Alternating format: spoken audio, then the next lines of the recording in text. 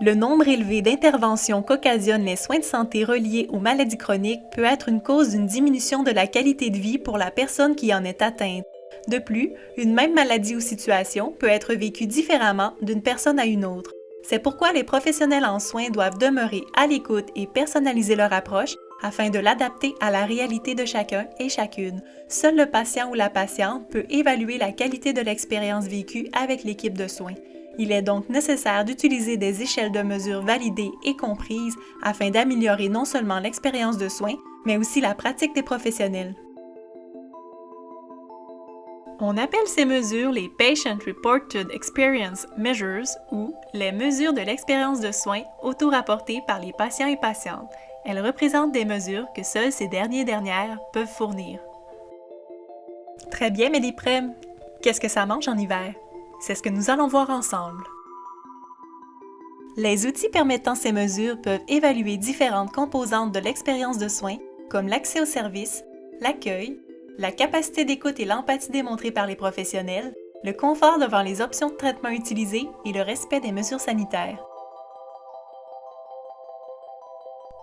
Voyons ici par exemple un patient qui réfléchit à sa dernière rencontre avec l'infirmière de la clinique.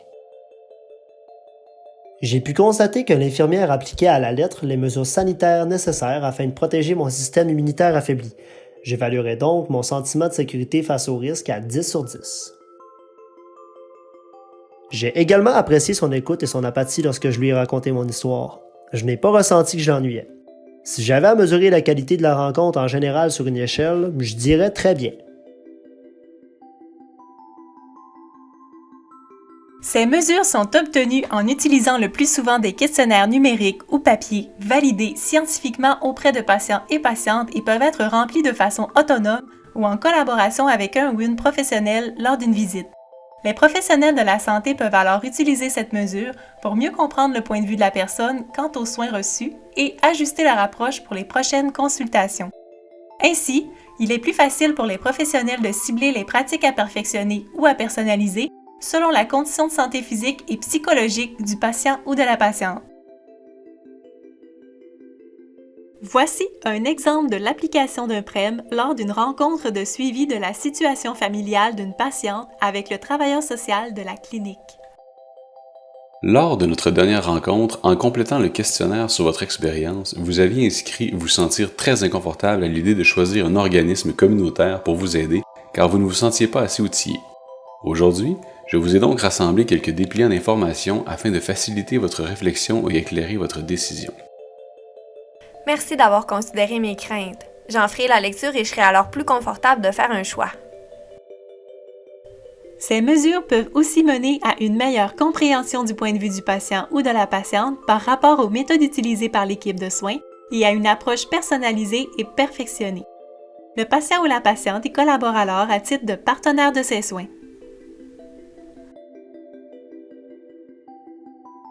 En résumé, l'utilisation des PREM lors d'une rencontre entre les professionnels et le patient ou la patiente permet d'uniformiser les outils d'évaluation de l'expérience de soins des patients et patientes, de se concentrer sur une approche personnalisée adaptée au point de vue de la personne, d'améliorer la qualité de vie et l'expérience de soins, de rehausser la pratique des professionnels en utilisant des outils d'évaluation efficaces et une approche centrée sur et avec la personne, et de mieux déterminer les offres de services pour des personnes vivant des situations particulières qui affectent leur point de vue sur leur santé.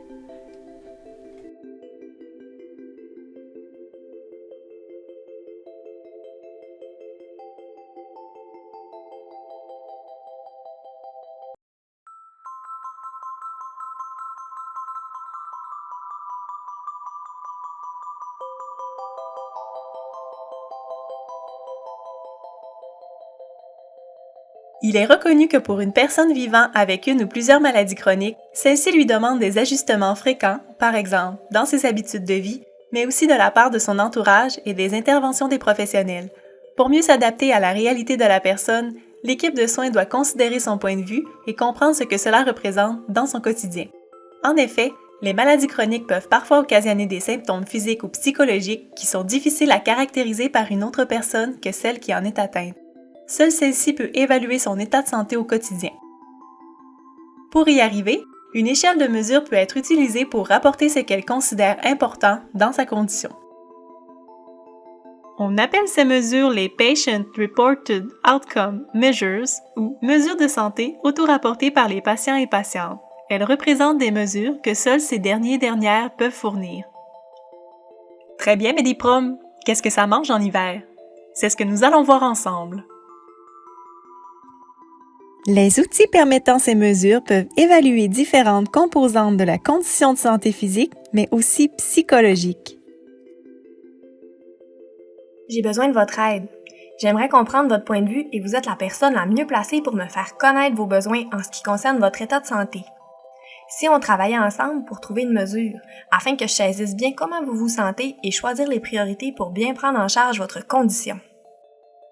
Oh, quelle bonne idée! Ça me ferait plaisir d'être impliquée. Je suis heureuse que vous me demandiez comment je vois ma condition.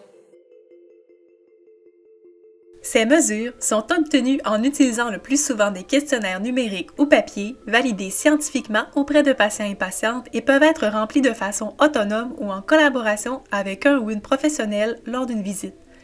Les professionnels de la santé peuvent alors utiliser cette mesure pour mieux comprendre comment la personne perçoit sa santé lors de la consultation. Cette mesure peut être utilisée, par exemple, pour comparer comment le point de vue de la personne change par rapport à sa condition de santé entre chaque consultation ou encore avec la prise d'une nouvelle médication. Ainsi, il est plus facile pour les deux parties de déterminer ce qui est prioritaire en fonction de ce qui représente un plus gros enjeu pour la qualité de vie. Voici un exemple d'utilisation d'un PROM lors d'une rencontre d'évaluation de la condition d'une patiente atteinte d'une maladie pulmonaire avec la physiothérapeute de la clinique.